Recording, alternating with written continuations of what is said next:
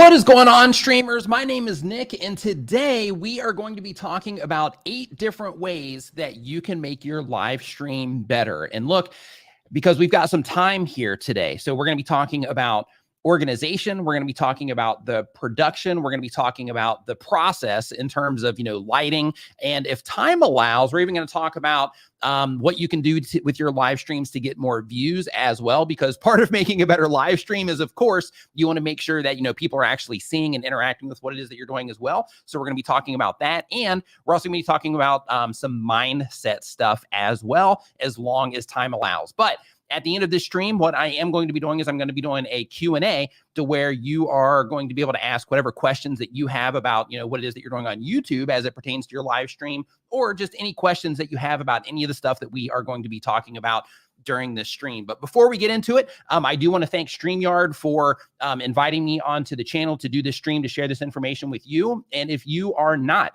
a Streamyard user, I recommend that you give Streamyard a try at streamyard.com. I use this for my live stream every single Saturday at 9 a.m. Eastern because it's really easy to use. They do all the heavy lifting on the cloud, so you don't even need a strong computer in order to use it. But again, you can try that for free through the link in the description below, or just go to streamyard.com. So what we're going to be talking about today, like I mentioned, is 8 different ways, plus some bonuses on making your live stream better. Because, one of the things that we are wanting to do all the time as live streamers is we're wanting to, create a better experience for ourselves when we're streaming, because, we want to have fun too. So we want to make, a good experience for ourselves to make sure that we're enjoying what it is that we're doing. But we also want to make a really good experience for the people that are interacting with our live streams as well, so that they'll stick around, so they'll participate, so they'll share the live streams out to people that they know, so they'll want to come back and participate in another live stream, and so on. So we're going to be going through all of that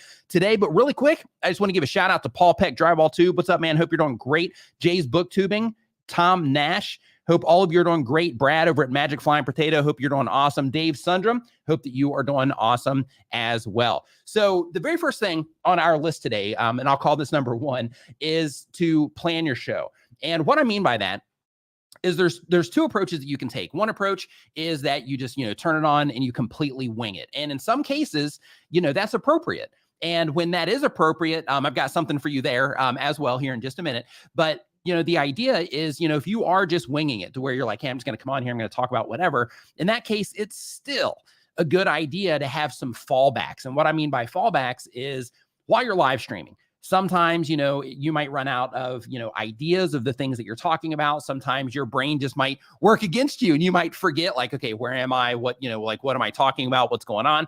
And, one thing that can help you with that is, of course, planning your stream out, or at least having some bullet point fallback items. And what I mean by the bullet point fallback items are things that you can go to in the event that you kind of lose your mojo during your live stream. So let's say that you are live streaming and you just completely forget whatever it is that you're talking about, or the subject matter or whatever. If you have a note of different things that you can go to, like, let's say, for example, in your industry, or, if you're like making games or whatever type of content that you make, if you are streaming something, if you have a fallback of, like some type of industry news, to where you, like, as you're streaming, you get going and you're vibing, then all of a sudden you forget what it was that you were talking about, then you would be able to, through the notes that you have, you would be able to say, hey, and, one thing I do want to bring to your attention is, in our industry today, or, around the topic that you talk about, these are some things that are going on right now, over the course of the week or month or however long it's been since you last live streamed. But just little things like that can have a, it can help a lot in terms of, just keeping you going. But when you plan, in addition to the winging it side of things, there's also the side of live streaming to where, you might be somebody that literally writes out your entire show. And if that's the case, for those of you that are not familiar with this idea, it's called a run of show. And essentially what you do with a run of show is you plan out your show and you put in all the details. So for example, let's say that you have guests on, since, you're probably a StreamYard user if you're watching this, or you should be if you're not already. But let's say that you are having your show, and as you are going through your show, your run of show consists of, okay, this is our intro. After our intro, then maybe we have some sponsor information. After our sponsor information, then after that, maybe you introduce your guest, and then you have some notes on your guest, maybe very specific things that you say. You can even script it if you want to. But if you make it just kind of a loose script or bullet points, it typically flows a little bit better. But, you can definitely add that sort of thing to where as you're going through your run of show, you just have each little thing broken down. So for example, let's say that you do have a guest on, then in that case, through your run of show, you can say, okay, introduce the guest comes on, banter, and you literally write in, banter with guest. And that part is just freestyle where you and the guest go back and forth, and you just kind of warm up yourselves and the audience as well. And then after that, then you get into very specific questions or information related to the guest that you're talking about. And then as you keep going through, let's say that, you do have, sponsors, or you have your own things that you're trying to bring attention to during your live stream, then through your run of show, that also helps you be able to make sure that you're bringing awareness to the things that you need to bring awareness to. So, let's say you get through some guest questions, and then you have a section in your run of show that says, insert, sponsor information, or insert, my product information, or whatever it happens to be. You have that actually noted in your show notes, but you do that through the entire process of your live stream, and you plan everything out so that as you're going through your stream, you don't have to worry about forgetting what it is that you're going to say, or forgetting what it is that you're talking about, or forgetting where you're at in the stream, because you have everything, completely scripted out, and you have everything planned out for what it is that you're going to do. And if you plan one way or the other in terms of the bullet points and some fallbacks, or doing a full run of show, if you plan, that by itself is going to help you have a better, smoother live stream. Now, in addition to this, if you are somebody, and this is number 2, if you are somebody that asks questions or answers questions during your stream, let's say that you have a stream to where, portion of the stream or the whole stream is a Q&A. This is what I do on my YouTube channel, to where it's a way for me to, interact with everybody that's watching my videos. And one of the things that I do there is I create a form, and I do this for free using Google Forms. And you can use, just as a heads up on your run of show, you can use Google Docs for that. And you can, just access it. You can just have a template that you put together and then copy it out so that you start with a fresh one, every time. But basically, when it comes to the form, one of the things that you can do there is you can structure your form so that, one, you're spreading awareness about things. So as soon as they go to that page to put in the information about their question, then, you have some things. If you have like in my case, I send them to a podcast because I have a podcast as well. I let them know where my social media links are, those sorts of things. So if they want to follow me elsewhere, then they have the ability to do so. So you want to make sure that you are, using it in that way, but you also use it as a way to fine tune the questions and answers that are coming in. So for example, let's say that you're talking to somebody about marketing advice, or, the type of content that you do. Let's say that you're doing marketing advice, or let's say that you are, teaching people, Paul Peck's in the house. Let's say that you're teaching people about drywall. Then in that situation, what Paul would do is you would send people to that form, and you'd say, hey, if you have any questions about the process, or, if you, just have your drywall questions, go ahead and, answer them in this form. And then when you do that, then you can go through in an organized manner, and you can answer those questions as they're coming out. So by doing that, you're accomplishing 2 things. You're spreading awareness about the things that you care about, or that you think that your viewers should know about. But in addition to that, you're collecting data. So I guess you're doing 3 things. You're collecting data on the things that your audience typically asks you, because, you can export that as a CSV directly out of Google Forms, but you're also getting all of the information that you need to be able to answer the questions directly and in a very informative manner in terms of, the people that are asking you questions about whatever type of content it is that you make. So on the Streamyard channel right here, if you're interested in, setting that up, or how the entire process gets set up with that form, there's a link, or there's not a link, actually. I should have put a link in the description. That should have went in my number 1 spot with planning, right? Shame on me. I do have some other stuff in here I planned for, though. But anyway, there's a video on the Streamyard channel where Daniel Batal actually takes you step by step how to put one of those forms together. So if you do want, deeper information on how to do that exactly, step by step, then that video is here on the Streamyard channel. Now, the next thing, of course, is if you want to style up what your stream looks like and help it stand out, against other live streams, then in that case, using any type of overlays or anything like that in your live streams can also help just create a more branded experience in that situation. So basically what you do there is you take it from, just somebody being on screen to somebody's on screen with additional branded information that can spread awareness about whatever it is that you're trying to do. At the very least, let people know your streaming schedule, that sort of thing, so that you can have those things on screen when you need them. So for example, my brother D, he has a website called streamertemplates.com, and those templates are made specifically for StreamYard. So you can get them there where they're already made and they're already cool and they're awesome, and you get like a whole pack of them and all that. Or if you don't want to go that route and you're like, hey, I want to make something custom myself, then you can also do that sort of thing over on like canva.com. And I'm sure, if you're watching this, you're probably familiar with Canva already, but over on Canva, then you can, make templates for yourself as well, to where you can, put your template together in the way that, that represents you in the best way possible. And when you're doing that, you just want to think about, okay, I want to make this simple. I want to make it look good. I want to make it represent me well, but this is a tool. And since this is a tool, I'm going to use that tool to at least, if we're talking about YouTube here, to at least remind people to subscribe to my YouTube channel or to like the video. Or if I'm streaming over to Facebook, to at least remind people to like the stream or something like that. But if you have a website, something like that you're actually trying to, spread awareness of, or you are trying to generate leads from, something like that, then in that case, of course, you could put your website on there with a, for more information about the topic, go to blah, blah, blah, or to get your free guide or, whatever the thing is, from the marketing perspective, then of course you would add that to those overlays so that you can make sure that even though you're not saying anything, that you have those available for the viewers there so that they know that you have those things available, because without awareness, nobody knows. And, another thing to think about with that is when it comes to live streams specifically, when people are participating in your stream, people don't always come in and stay for the entire stream. Like streams, people come and people go, people come and people go. And because of that, if you're not constantly spreading awareness about the thing that you're trying to bring attention to through those visual reminders on your screen, then in that case, you could be missing opportunities if you are streaming for a marketing perspective and you're not just doing it for fun. Now, in addition to that, the next thing, and we're going to go through this one really quick. The next thing is, of course, to make sure that you are streaming in 1080p or higher. I mean, this is 2021. So, if you're streaming under 1080p, get it together. Start streaming in 1080p. And the reason for that is because, like I said before, it's 2021. People are watching your streams on TVs. They're watching your streams on 4K monitors, things like that. So because of that, you want to upload the best quality stream that you can within the bandwidth that you have available to you. So, you want to make sure that you are streaming in as high of a resolution as you can, for the sake of making sure that you're delivering that good viewing experience for the people that are interacting with your streams. Okay.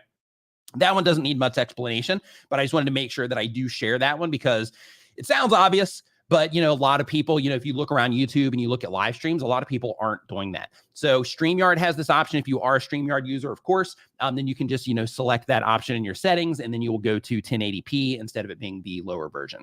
Now, the next one, and this is huge.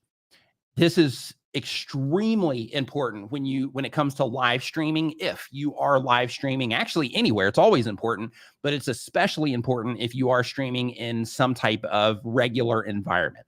What I mean by that is, let's say you do a live stream, 2 times per week, 3 times per week, something like that. During that live stream, if you have that same place that you sit in your office, or you have that same place that you sit in your home, or you have that same place that you sit, out on the porch, you want to make sure that you are lit well, and that you are also being very intentional about the lighting that you're using. So let me show you something. So in my case, it's a little bit off because the lights that I chose for my office, because I'm a video person, right, and a live streamer. So the lights that I chose for my office, they're actually daylight balanced. So the difference here isn't going to be as drastic as it might be, with some other examples. But just to show you here, like this is what my stream looks like with my, with my all my lighting and everything dialed in. But this right here is what it looks like in regular lighting. And that's just with the lights on, with none of the other, stuff going on. And when you're looking at this picture, a few things that I want to bring to your attention. One is there's tons of light bouncing, all over the top of my head because there's no, intentionality there. In addition to that, you also see that, everything in the background is just kind of like a full wash across the whole thing. There's no real strong focus on anything that's going on in this particular scene. In addition to that, my color, I'm a little bit washed out. If I take this banner off of the bottom of this screen right now, if you look at the color of the wood on the desk that I'm sitting at, that's also going to help you be able to identify the color difference when I bring this back in.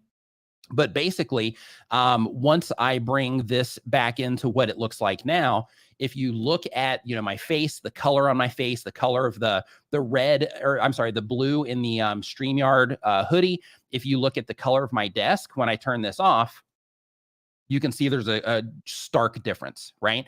And the stark difference is because the additional lights that I'm using here, they're all video lights, which help me be able to, one, control the light, two, helps me be able to dial in the look that I'm going for in terms of, making sure that it's balanced to my camera and all that stuff, to make sure that the colors look rich, everything looks sharp, that sort of thing. So lighting is a really important part of, helping your live streams be more professional. Now, if you are somebody that is like, hey, I'm just getting started with this, I don't know what to do, you can look for a kit like this on Amazon. I think this kit was around like $90, 90 US dollars, and this will get you started. And the idea is when you are putting your scene together, what you want to think about when it comes to your lighting is you want to think about, one, this is my show. I'm the focus of this show if I'm sitting here talking. If I'm showing something, then I have to mix it up. So since we were talking about Paul Peck Drywall earlier, if he's streaming, because, he does a lot of stuff, outside as well, but he also does a lot of stuff indoors. But for his type of content, he might be perfectly fine, just catching some sunlight, coming into the room and things like that. And in that case, that's totally okay as well. But you just want to make sure that whatever it is that you're doing, that you're being intentional about it, right? So like in Paul's case, like his audience, vibes with that type of thing. Like, hey, here, this is me. Like I'm on a phone and I'm here like in my, in the construction environment, so to speak. And, that works. However, if you are somebody that's doing talking head type stuff, like I am, right now, to where you're on camera and you're talking like this, which is something that, I would say that most live streamers do, then in that case, you want to make sure that you spend some time dialing in your lighting.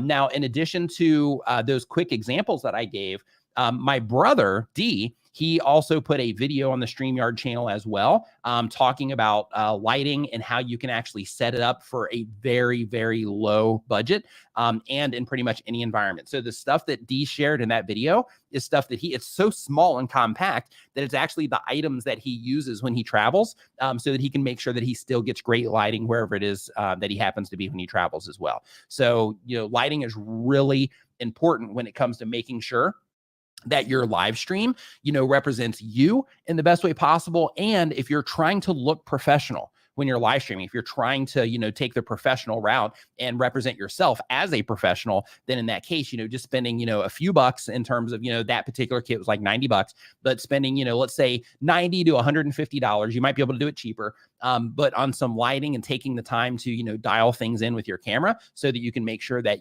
that the colors are right, make sure that, everything's popping, make sure that the focus is on you if you are sitting there talking. Now, in addition to that, another thing on the production side, which takes us to our next tip, is framing. So I see this one all the time where, live streamers, they will, they'll be streaming, but, their head is going to be like, way down here or, something like that. What you want to think about is, one, you want to, try to fill the frame. You want to leave a little bit of headroom, up here to where you're not smashing up against the top, because as you can see, that gets uncomfortable as well. But you want to position yourself comfortably in the frame. You want to give yourself a little bit of room, here on the top as well. But in addition to that, there's also something, if you're new to this kind of, stuff when it comes to, video or live streaming production, there's also something called the rule of thirds. And the rule of thirds is basically to where you divide the screen. I made an overlay for this so I can show you. It's where you divide the screen into 9 equal parts, right? And with all of these parts, the idea is that you want to position yourself either, in the middle or on one of the thirds. So you want to think about this in terms of yourself. You also want to think about this in terms of your environment as well, if you can. So for example, if we look at what's happening on the screen right now, you can see here that I'm right here in this middle third. I have a little bit of headroom. Technically, depending on the shot that I was going for, I might want to be down here in terms of my eyes, but my head, right, the focus is still in the right place. In addition to that, you can see how in this particular shot, like the keyboard's lined up with the third right here. I don't always nail this one, but I try to also keep, these types of things also lined out in a way to where when this top shot happens, it looks flattering, right? That's kind of what I'm going for there. And the same exact thing goes here. I'm over on this third. My head is, hitting that center point right here. And then the monitor, this actually should be just a little bit higher for the monitor. But ideally, I want that monitor just kind of going right across that middle third as well. So, when you're setting this stuff up, you want to make sure even here, you can see the same exact thing, to where I'm kind of like in the middle. Because I've moved the desk, I actually should technically be like right around here for this particular shot, maybe even right around here.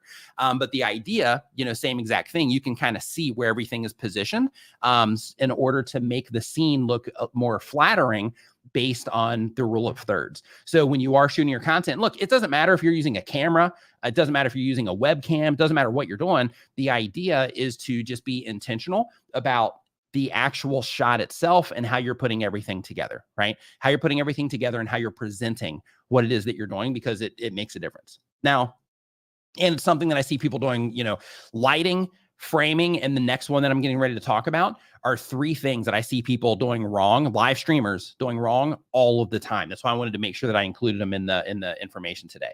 Now, in addition to the lighting and the framing, of course, we also have the audio. So when it comes to making your live streams better, you don't have to get, the best microphone. You don't have to get, anything crazy. But the idea is you want to make sure that your voice is being picked up correctly.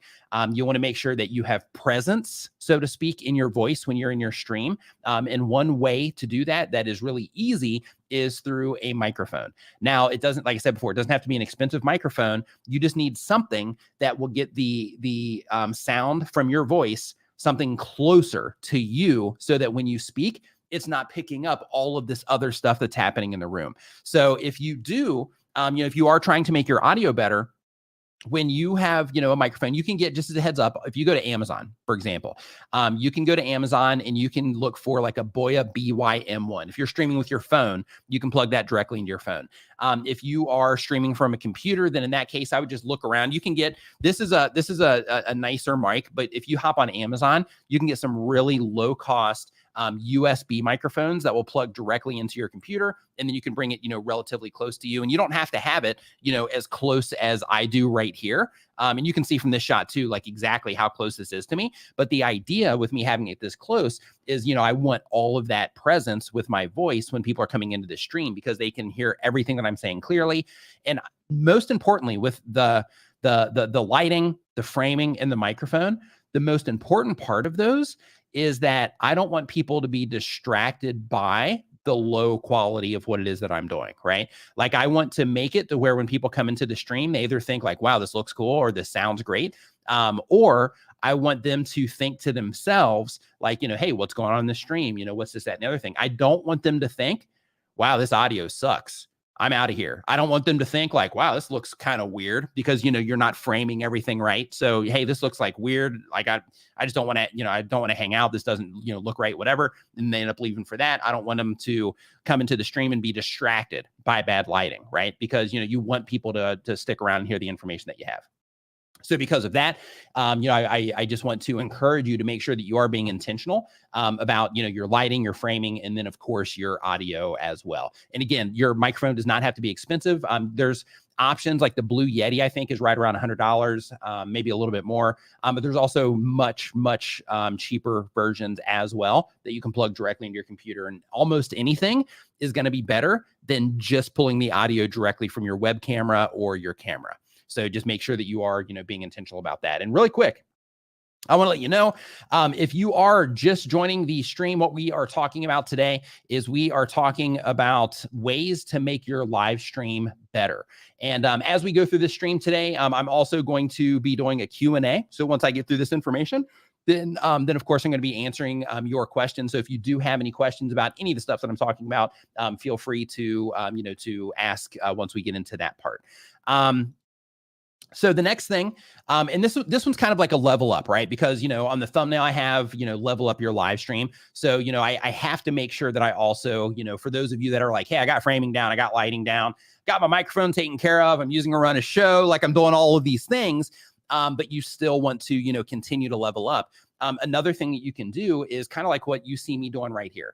And this is a little bit overboard, so you don't need to go this far, but like, for example, like with this, I have this shot, I have this shot, I've got a back shot over here, and then I have this overhead shot. But all of this is done on a device. And I know if you watch the Streamyard channel, you're going to see, a lot of people talk about this. Or if you, are in the Streamyard Facebook community, you're going to see a lot of people talk about this particular device because it's awesome with Streamyard because it allows you to be able to connect multiple cameras directly into Streamyard, which is great.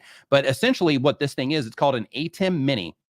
This is a pro ISO version, but the version that you can get with this, if you don't want to record to the actual box itself, if you only want it for camera switching, they have a version of this that's right around $300. And it allows you to bring in 4 different cameras if you want to take it that far. You can also use it for other things. So in addition to switching cameras, if you have like an iPad and some of the things that you're showing with the type of content that you make or sharing with the type of content that you make, you can plug those directly in. If you're a gamer, then in that case, this particular box also has like a picture-in-picture mode so that you can also plug your, your like an output of your computer into this as well, so you can stream your game, like that sort of thing. So it gives you tons of options in terms of creative ways that you can use this. But the most important is that you can just plug this in as a USB directly into your computer. And again, this right here, it's called the ATEM Mini, but you plug it directly into your computer, and then it acts as a webcam itself, and then anything that you plug into it, either your computer, like the visuals coming out of your computer. I'm trying to I was like, how do I say that? But yeah, like the visuals coming out of your computer. You can plug your iPads or whatever into it via HDMI. You need the dongle for that. Your phone, anything like that, you can just plug it directly in here, or you can use it for multiple cameras. So because of that, that's another thing that you can do in order to level up what it is that you're doing. In my case, and like I said, this is overboard, so don't even like worry about this in terms of leveling up, but like this back here, I wanted to take it even further as well, just because I like doing this stuff. So I wanted to take it even further. So with this, just in case anybody's curious, this is just a projector. So I have a projector over there, which you can't see it, but it's kind of like up over there. But I have a projector over there that just kind of shoots into the background that that I can load anything that I want into to play videos back there. So so when it comes to leveling up your live stream, though, just kind of recap where we're at right now before we get into some of the bonus stuff. And the next thing we're going to talk about is making your live streams better so you can get more views, specifically on YouTube. Okay. So if you're a YouTube content creator, you're live streaming, you definitely want to stick around for this part coming up. But to bring us up to speed, for those of you that are just joining us, the very first thing that we talked about was planning your show, either, using a run of show, which, you can go to the beginning of the stream for more details on that, but using a run of show through Google Docs, or simply at the very least, just putting together bullet points for what it is that you're doing. If you ask questions, of course, using a form to help manage all the questions that are coming in and give you downloadable files that you can use that helps you curate all the questions that your audience has for you. Adding overlays for the production side. Of course, making sure that you're streaming in 1080p or higher, because a lot of people don't do that. Making sure that you're intentional about your lighting, your framing in terms of where exactly it is that you're sitting in the frame, and that you add a microphone. And then if you want to level it up to the point of multiple cameras and things like that, then of course, switching the cameras around using an ATEM Mini, or, if you can find any other equivalent, for something like that as well, that's also another thing that is beneficial. Now, let's get into, because I know, some of you are over here from my YouTube channel. Marcus Sapala, what's up, man? Hope that you're doing great. Over the Top WME, hope that you are doing fantastic. Absolutely, you can get distracted with a lot of things going on. There's a lot of buttons you got to press, a lot of things you got to keep track of. But like when it comes to getting views, though, for those of you that are YouTube content creators, Other things that that are going to be beneficial to you. The very first is, and this is, part of making your streams better, because like I said before, there's the side of making it better for you, and then there's also the side of making it better for the audience, and there's also just general best practice stuff that you can do to make it better in terms of the actual live stream performance. Okay, so the very first one is to schedule your stream in advance when it comes to YouTube. So if you are publishing content to YouTube and you are live streaming for the purpose of growing your YouTube channel, make sure that you're scheduling your streams in advance. Now on YouTube, and I'm going to be uploading that video here to the Streamyard channel here, I believe this coming week. But if you are on YouTube, they've also just recently introduced a channel trailer. So I'm still testing this on my end. But right now, I would also suggest testing the channel trailers as well, because with a channel trailer, with you as a content creator, somebody that live streams, somebody that, makes video content possibly inside of Streamyard, especially if you're a Streamyard user, for the trailer, all you have to do, and this is what I did for mine, is I looked at the camera, I recorded it into Streamyard, downloaded it, dropped it in my editing software, and then I, added some graphics to it and things like that to make it a little bit cooler. But essentially, with the trailer, all you have to do for this is when you publish your video, or you schedule your live stream to YouTube. Then when you go into your live stream settings, under the go live option, when you click on the create up there in the top of the page, then when you go into the live stream, you have the option to edit. When you click edit, there's a customization option over on the left-hand side. And then if you click on that and scroll to the very bottom, you have the option to add a trailer. So all you have to do for that is upload your video unlisted to YouTube. For those of you that make YouTube content, upload your video unlisted to YouTube, your trailer. And then when you go into that section that I'm talking about under the edit, when you're in that that live area, then when you scroll down to the bottom, you click to add the trailer, and then you just select that video that you uploaded unlisted, and then bam, you have a trailer. So now the difference when you do this is when you schedule the stream in advance, it's not like it was before, to where, people had to know something about the channel or, something like that in order for them to want to hang out. Now you actually get to use this as a way to sell people on the importance of your stream, or at least selling people, so to speak, on what exactly it is that you're going to be doing on your stream as it relates to them. So with a trailer, instead of just like, hey, how can I just make something cool? Think of, how can I make this cool? But also, how can I spread the message about what it is I'm going to be sharing in my stream in a way that's going to make somebody think, oh yeah, I want to come hang out in this stream, so that they'll click the reminder. Because in the past, it just showed that blank image, and then they just had to click the reminder to come in. Now you have the opportunity to actually sell them, so to speak, on coming into your live stream. So make sure that you're experimenting with trailers right now, if you have that feature on your YouTube channel. Now, in addition to that, you also, and I have, the trailer thing on here as well, but as a live streamer on YouTube, you also want to make sure that you're thinking about the replay, because you're going to have, the amount of views that are coming in while you're actually live, but in a lot of cases, you're also going to have a lot of views coming in after the fact as well, as long as you're doing everything right. So what you want to make sure that you're thinking about when you're live streaming to YouTube is you want to make sure that you're thinking about the replay. And what I mean by that is, while you're live, you have that event that's going on, right? So it's like, hey, this is awesome while I'm live. But if you want to really leverage your live streaming for YouTube, you want to make sure that you're also thinking of the replay, so you can get those views and those subscribers and those, that additional engagement as well. So what you want to do there when you're thinking of the replay is you want to make sure that that you either do not use any of the countdown timer stuff that everybody offers, and you just get right into your content as soon as you hit the live button. Or if you want to use the countdown timers, because I know a lot of people do recommend that. I don't, but a lot of people do. But if you do use the countdown timers, at least when you're done with your live stream, go in and cut those timers off. And the reason for that is because on the replay, when somebody clicks on your video on YouTube and they come into your video and they see like a 2-minute countdown timer, guess what? They're not sitting around for. They're not sitting around for 2 minutes. Sure, they're going to skip around like, hey, when's this thing ending? Some people will skip forward, but a lot of people, they're not going to put in that extra energy. They can just click away and go watch something else that they're interested in. So because of that, you want to make it easy for people to enter and interact with the content with your live stream that you are creating on the replay. Okay. So just make sure that you keep that in mind. In addition to that, any of the stuff that you do at the front, if there's anything there, because a lot of people, when they start their live streams, they'll, have this kind of hangout moment to where it's kind of like, hey, let's wait for some people to get in here, and then we'll get started type of thing. When your live stream starts, get into it, right? Like start sharing what it is that you're going to be talking about, and think of it from the perspective of videos on YouTube as well. So think of it from the perspective of, okay, if somebody comes into this stream on the replay, because most of the people, unless they're waiting for you to go live, most of the people that are going to come in live are going to miss this part. So the only reason that you're doing this is for those replay viewers. So that's why it's important to think about it. But what you want to think about is, okay, when this opens, whatever it is that I'm going to be doing in the stream, if you're playing a game, then you want to share whatever it is that you're trying to accomplish in that gaming stream. So, hey, I'm trying to get, this level, trying to beat this character. I'm trying to find all the loot boxes. I'm trying to do this, that, and the other thing. So, let's get into the stream and let's make it happen.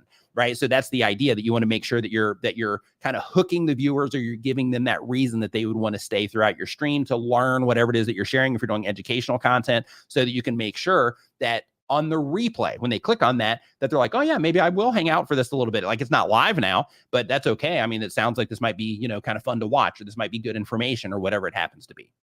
So make sure that when you're streaming that you are thinking of the replay if you want to get more views on YouTube. In addition to that, you also want to make sure that you are optimizing your videos, your live stream replays, which are videos. You want to make sure you're optimizing them just like you would a piece of video content. What I mean by that is, before you go live, you want to make sure that you're adding custom thumbnails. You don't want to you don't want to use templates. You want to add custom thumbnails to what it is that you're doing. If you have a large following already, then in that case, using some templates is kind of okay, but you can level it up by not using templates. Like, I have a bad habit of using templates just because, like, I just don't want to make a thumbnail before my streams, because it's more of a community thing for people are already subscribed to my channel. It's not something that I use to actually try to grow my YouTube channel. It's just my way to connect back. But if you are trying to grow your channel, just think of it from the perspective of, okay, I'm not live anymore. So since I'm not live anymore, let me update my thumbnail, let me update my title, my description, and optimize this thing around what it was that I was doing in the stream, so I can make sure that I'm going to get in front of the right people and make sure it's compelling enough to make people want to click on it. And at that time, you also want to remove live from anything, unless it's part of your name, of course. But if you have live or any type of live, icons or anything like that in your title, go ahead and get those out of there. But just think of it like, live stream's over now. Now I got to make it a piece of video content. And you do that by simply going in just on some of those housekeeping items that I was just talking about. Now, in addition to, the stuff to get more views with your live streams, there's also just having an awesome live stream. So how do you have an awesome live stream? One of the ways you have an awesome live stream is to make sure that you're showing up. And what I mean by that is, when you go live, some people that live stream professionally, they'll turn the live streams into this thing that they have to do, not as much as a thing that they want to do. So because of that, you have to make sure, just for the sustainability of doing it over a long period of time, you got to make sure that every time you come to play, so to speak, or every time you go to stream, that you come in with the right mindset and the right attitude that makes it fun for you.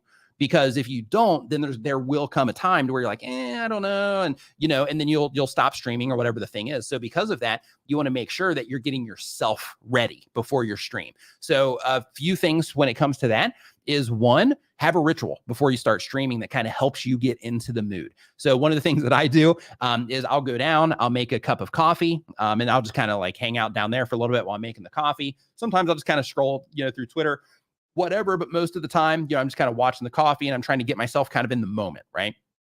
So like when I go onto Twitter, that's kind of a distraction. So as long as I am aware that I'm doing that, then I'll typically put that down, and then I'll just kind of focus on making a coffee, maybe look around, just kind of breathe a little bit. But then when I come up in here, I'll typically have music playing before I start live streaming. I might, bounce around a little bit to make sure that my energy's up, because, if I know I'm going to be streaming for an hour or 3 hours or however long the stream happens to be, I want to make sure that, that I have the energy to do so. And part of that ritual is also thinking, like, on the days that you stream, what am I eating? Like, am I eating the right stuff that's going to help me make sure that I have the energy to stream for an hour or 3 hours or however long it is that you happen to stream for? So, you want to make sure that you're doing that. Make sure that you have, and as part of your ritual, make sure water is in there somewhere as well. But, the most important part, though, is just before you stream, right? Because there's the stuff that you're doing earlier in the day, which is also important for the energy side. But you also want to make sure that, before you stream, that you just get yourself into the right mindset, whatever that happens to mean for you. For me, it's getting me, pumped up, get me excited, get me, just jamming, ready to start streaming. And you can see that, like when my live streams on my channel typically start and here and all of that, like my energy is usually pretty high, when the stream first starts, and then it'll kind of taper off and then kind of level out as I, get through the stream.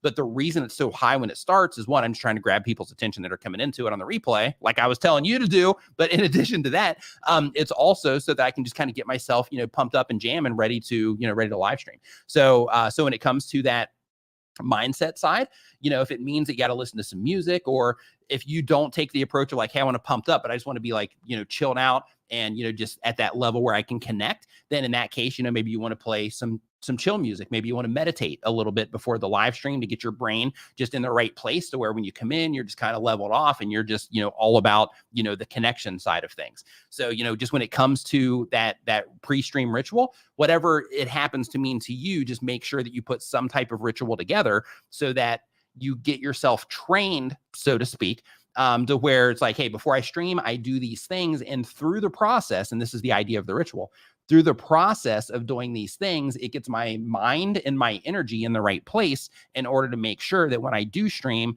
that I'm there in terms of I'm not thinking about a bunch of other stuff. I'm like here, I'm with the viewers, I'm here, I'm being intentional about all the stuff that I'm doing, and I'm also feeling great about it, right? So you want to build that ritual out to where you put you into that right mind state. And in addition to that, like I mentioned before about the music, if you do listen to music before you stream, make sure that you just remember, like put a note somewhere or something like that. Make sure that you remember to turn it off before you start streaming. And I don't mean that you shouldn't have music in your live streams, because you can. And, sometimes people enjoy that. What I mean is if you are listening to like popular music, you don't want to have that on your stream, when you're actually streaming, because then if you turn that on, then you might run into issues on YouTube or any other platform. So because of that, you want to make sure that that type of music is off and that you're using music that is appropriate for your stream during your stream if you have music in your stream. So in terms of the questions that you have, so if anybody has any questions about any of the stuff that I've been talking about so far, now is the time that you can go ahead and drop those into the stream.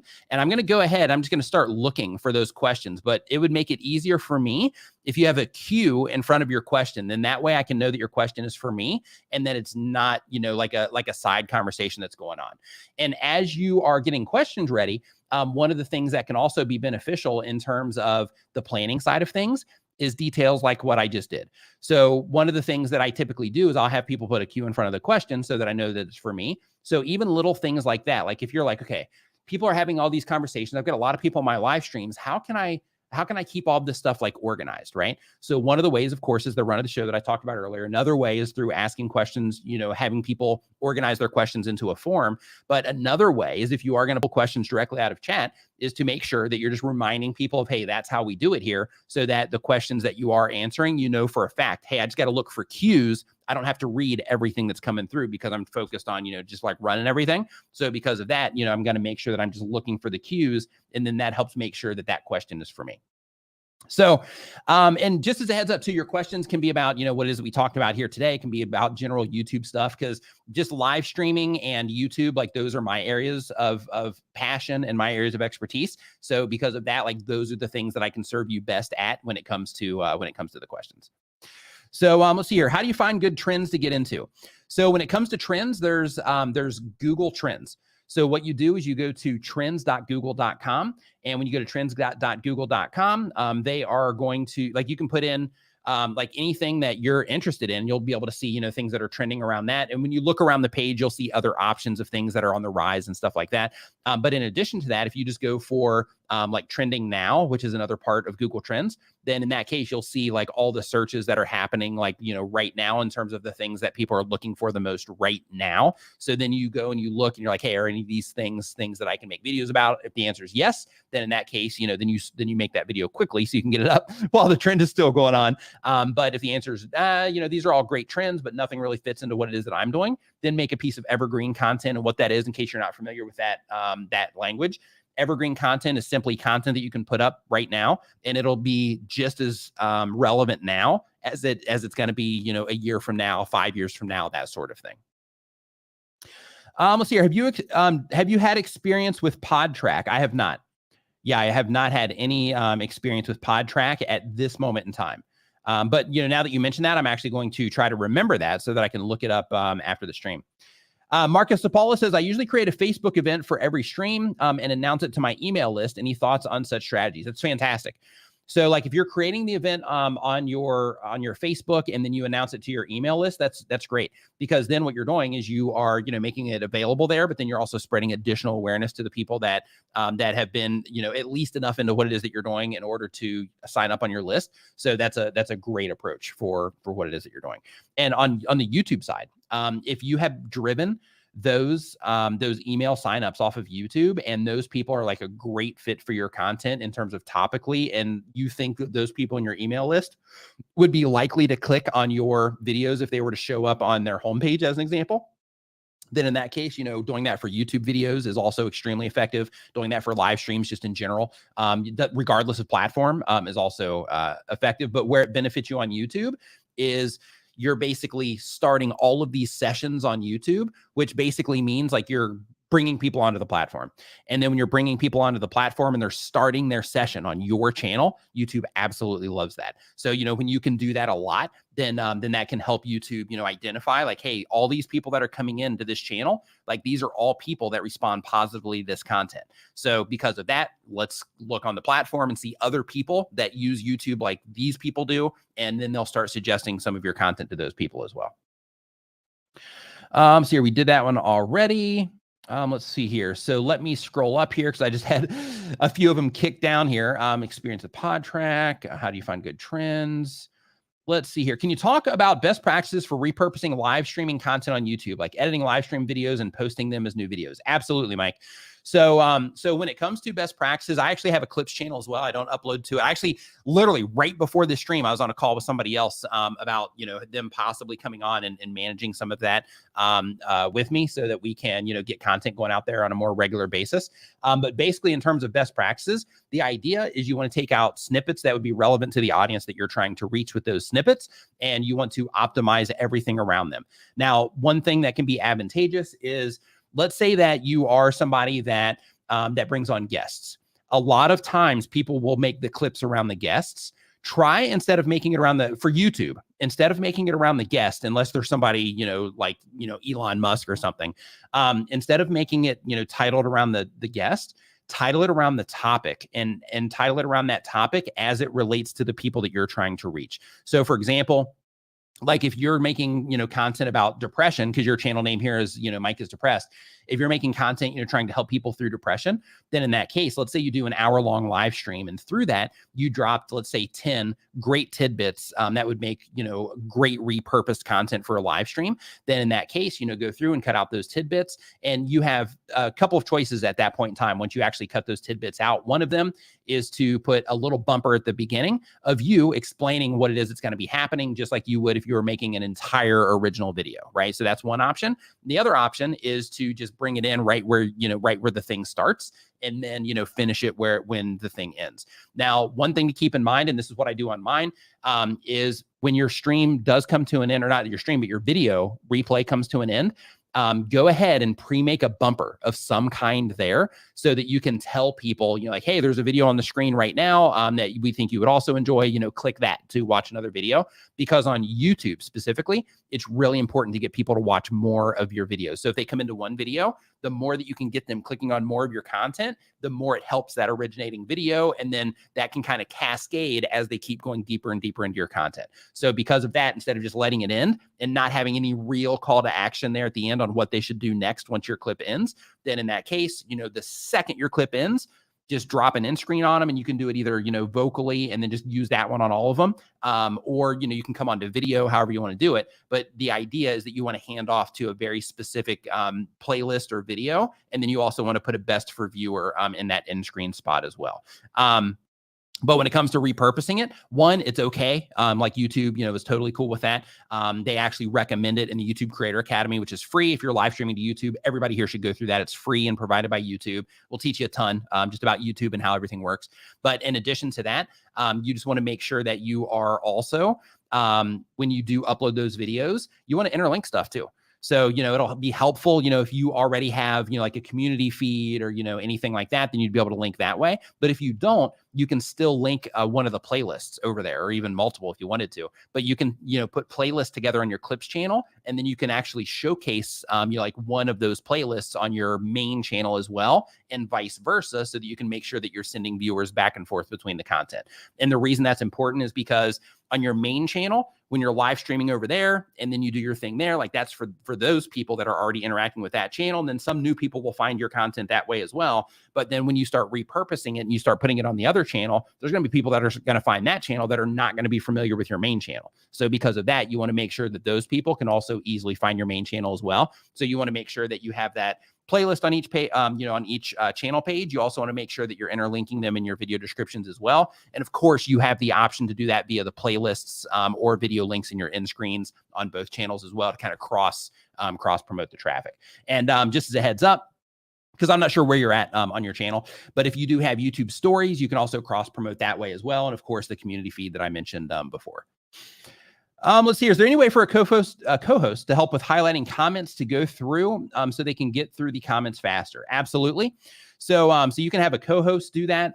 So they have the Teams option now inside of Streamyard. I believe that's available now. I know that's if it's not available now, I know it's like right around the corner, but that allows you to give permissions to someone else to help you with your live stream. And then when they do that, then either the co-host, you could just have a co-host do it, or you could use that team feature. And then with the team feature, then they can go through and do that for you as well.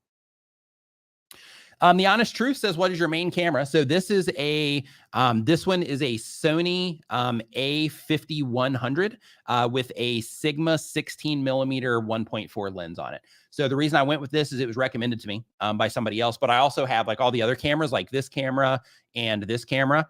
This one's a GoPro, but this one and this one, these are A6500s. And with this one, because I use, like I'll use this for video calls and stuff like that. So because of that, I didn't want to put like one of the nicer ones on here. So I got this one, but I still put this lens on here because this lens is awesome. Like if you look here at how fast this is, watch, boom.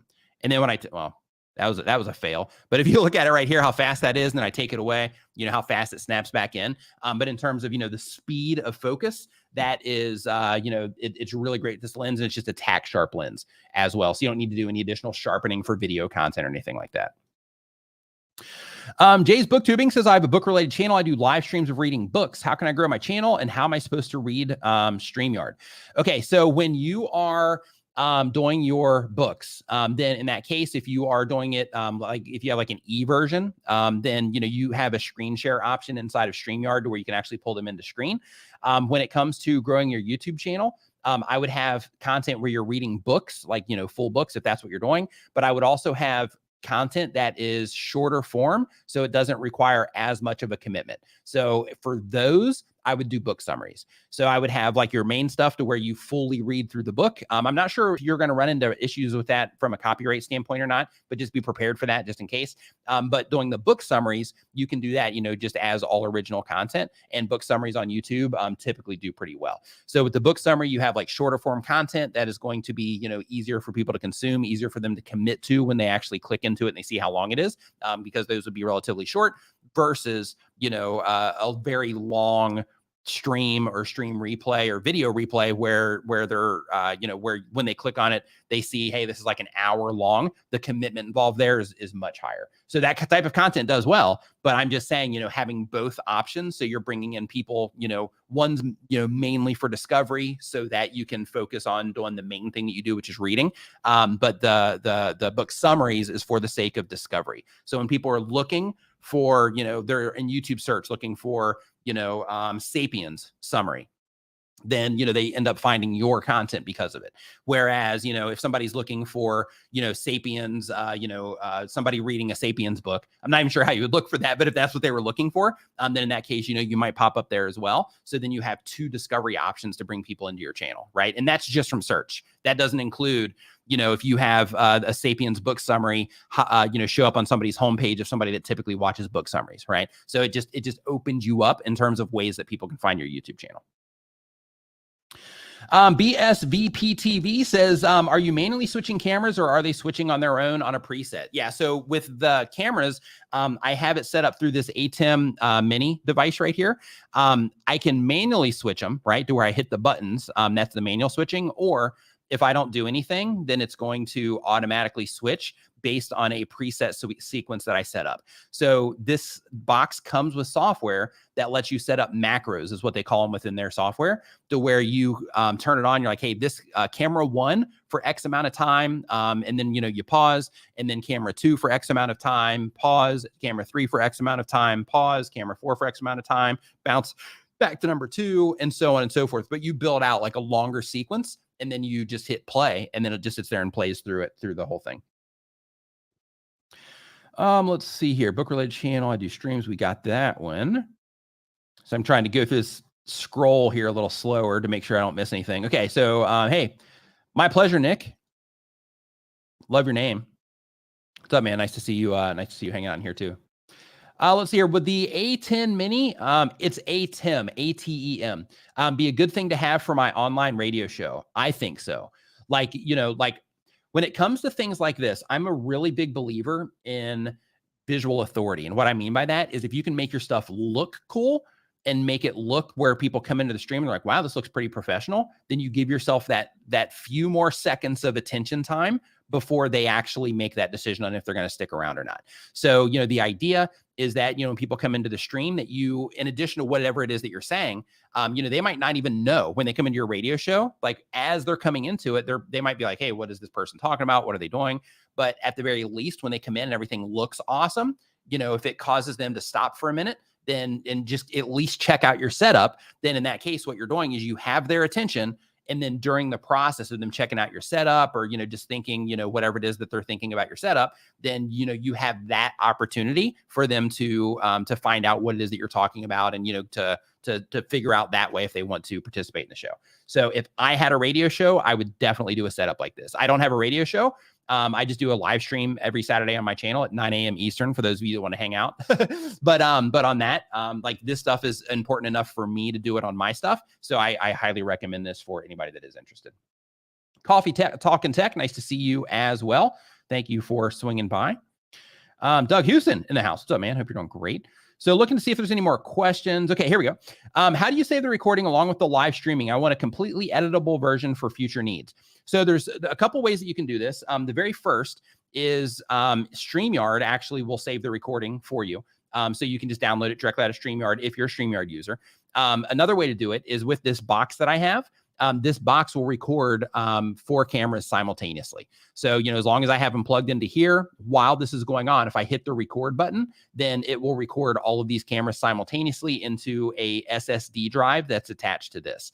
I currently don't have that attached and I'm currently not recording this stream. But if you want, hey, how does it look coming out of the camera without any compression at all? Then you can use this. It's called an ATEM, ATEM mini. But in order for the recording option, though, you have to make sure that you get the Pro ISO, and then that will enable you to record. But the difference is if you just use it for a switcher, it's like $300. But if you use the option to record, then in that case, you're looking at closer. I think they're like $800 or $900 in the US. Let's see here. Will you do the trailer tutorial? Yeah. So with the trailer that's going to be published on the Streamyard channel, I'm thinking this coming week. So I'm going to be delivering it to them this week. And then depending on their content schedule, like they'll determine when it actually goes out. But it's a new feature. So I'm going to guess that they're going to put it out relatively quick. But I know they plan this stuff in advance. So I'm not sure exactly when it's going to go out, but I know they'll have it this week. So once they get it, then they should publish it, relatively fast. I'm going to be doing one on my channel as well. So either one, either here or there, hopefully you'll be able to catch it. Landlord Advocates, thank you for the kind words. Okay, looking for here. Can you expand on the topic of visual authority? It's a concept that applies to thumbnails and channel betters, etc. Is it a concept that? Yeah, it is. So basically, when it comes to visual authority, the idea is that when people are interacting with your content, if you can make it look a certain way that they will connect with, or that will grab their attention, then right out of the gate, you're giving yourself an advantage over people that won't go through the process of doing that. Because, like I said before, if you go into a stream and there's, and it looks professional, you're going to give that stream a little bit more time initially, like, let's say there's hardly anybody in the chat, right? Let's say you don't have the chat to kind of carry some of the weight, because if you have a lot of people active in your chat, then that by itself, people are like, hey, what's going on? There's a lot of people participating here. And then you have the social authority side, or the social proof side, I should say. But on the visual authority side, let's say you don't have a lot of people hanging out in your streams, but people are coming in and they're leaving and all that.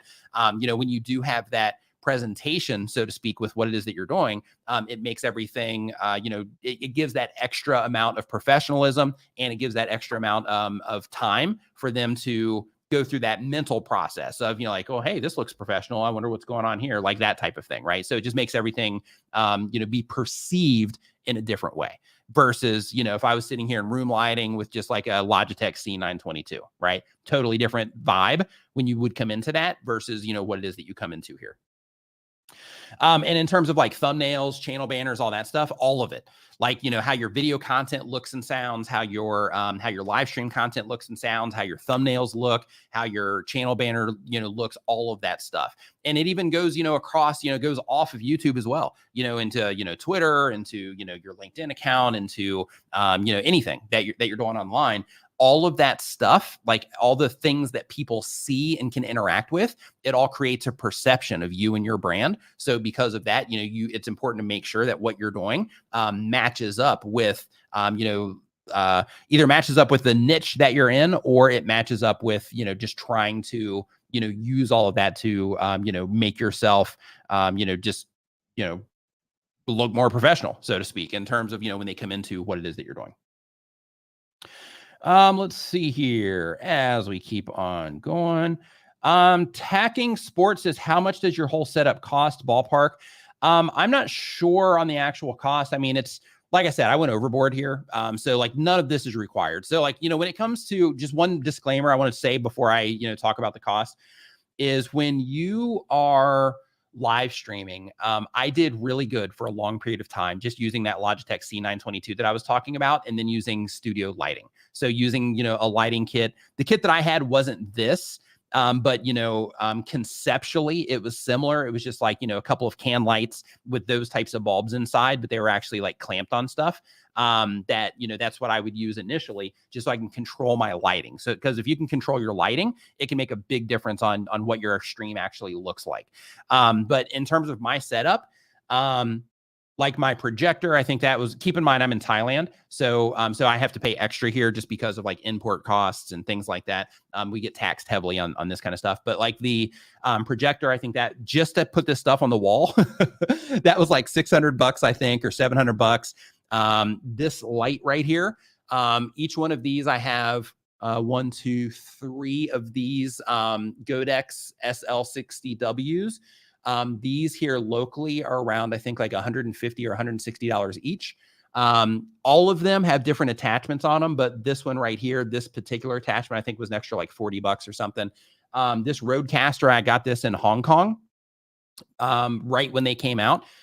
So because of that, it was also a little bit more expensive, but I think this one at the time was right around like $1,000 or $1,200. This was actually given to me, but I actually ended up ordering another one as well, just because it's awesome. This is a keyboard from Editor's Keys. If I would have bought this particular one, I think it would have been like around $150, but it has all the shortcuts on it for Adobe Premiere Pro, but you can get it for anything. Like the one that I bought is a backlit version. It's a little bit cheaper, but the backlit version is for Logitech.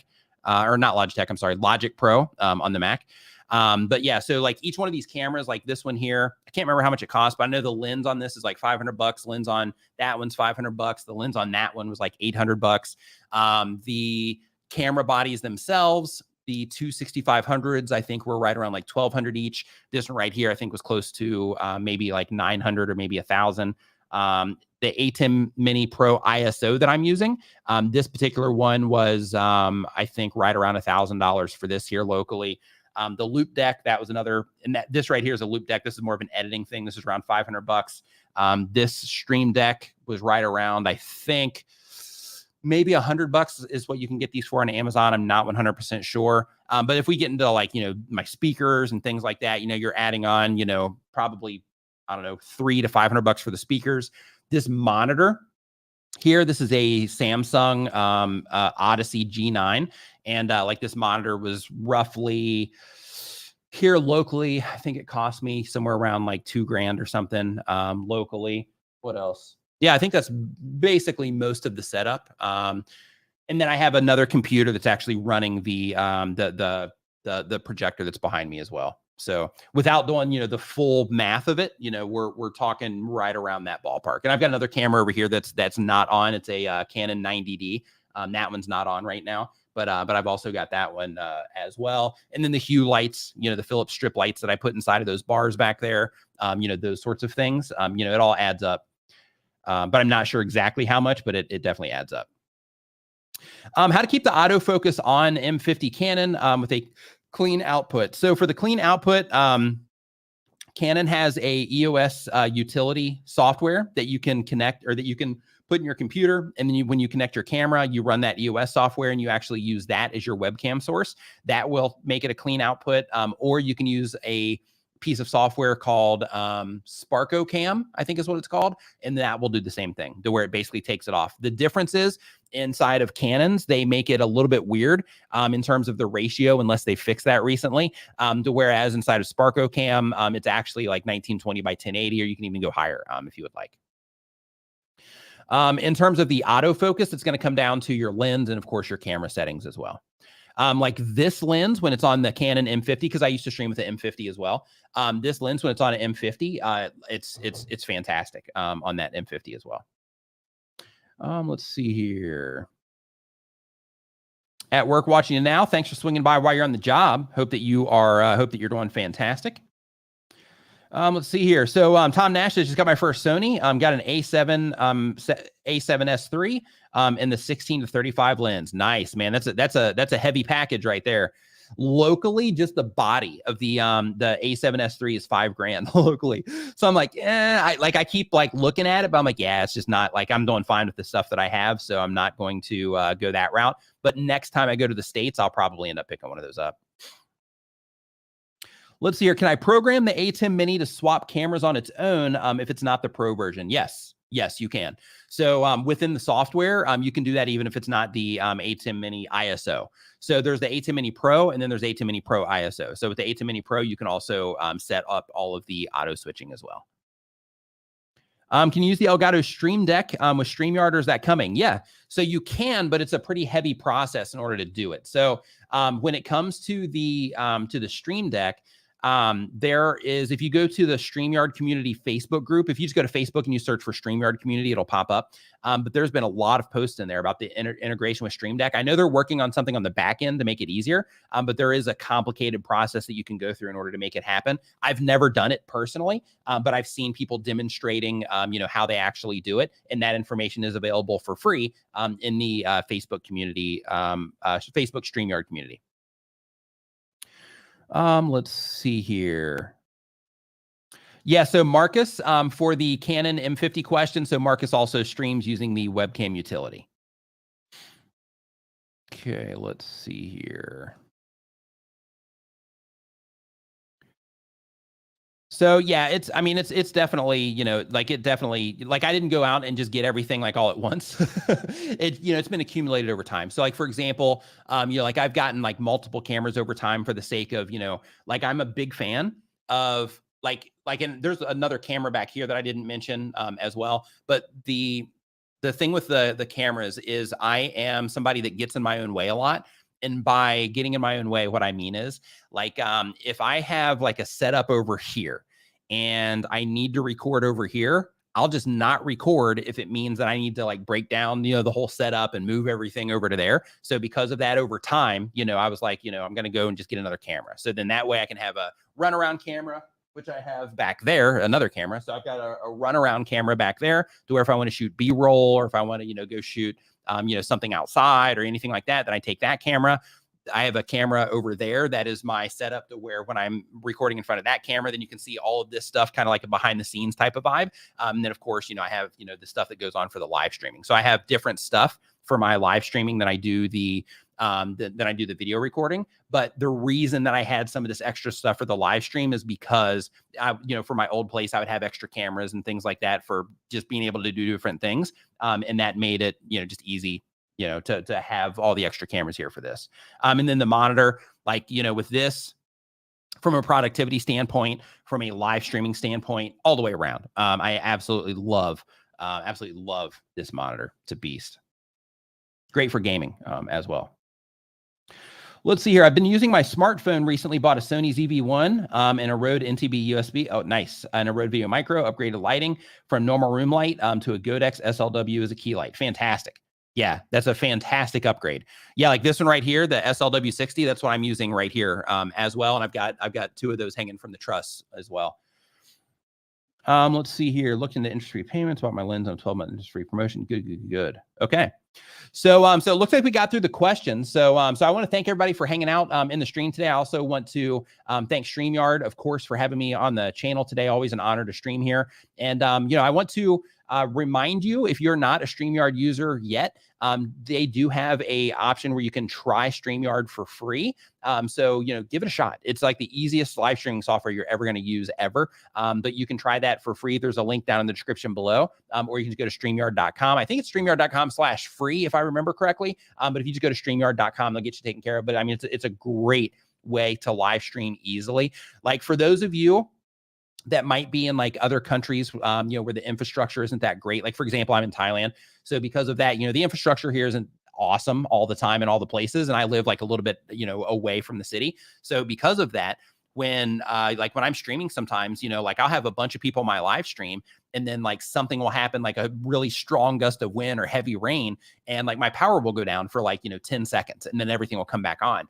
But thank goodness with StreamYard, they hold everything open for me on the cloud. So when things like that happen, I can go live on my phone in the meantime while everything's coming back on and my router's getting reset and all that. Or I can just wait for everything to come on and then I can come back in that way. And people, are still in the live stream waiting and all that stuff. So, it even has like some side advantages like that. So I definitely recommend that you give it a shot. And I saw one more question come in here that I want to answer. Let's see here. A big thing is backlights, but we want a clean, bright look. How essential are backlights? Backlights are important. So for example, like here in my setup, you can't see, you can actually see it a little bit, kind of hit me here. And then you also see the light hitting me here as well and kind of lighting up some of this stuff back here. But that's coming from a backlight that I have here. So like the difference is, and you can see like I've done it other ways as well to make sure that there's separation between me because I typically wear dark hoodies. So because of that, like I have this blue light over here to make sure that there's separation between me and the stuff that's going on over there. And then I have that light coming back over here and hitting me here to separate, the hoodie and all that stuff from that as well. But it also just kind of crisps my edges over this way and, coming down the side over here, just so it kind of helps separate me from the background. So when it comes to backlights, that's kind of the job of the backlights is it kind of separates you from what's going on in the background. Paul, thank you. Thank you very much, my man. Hope that you're doing fantastic. Zoo Capo, thank you for the kind words as well. Brad, thank you. Have a fantastic rest of your day. All right. So again, everybody have a awesome, have an awesome rest of your week. Thank you again for hanging out in the stream today. And again, give StreamYard a try if you have not yet. If you want to learn more from me, of course, you can look for Nick Nimmin on YouTube. And then, some of my videos on my channel and everything will pop up. You can find me there. And feel free to, follow me on Twitter and, all that good stuff as well. And I will see you next time.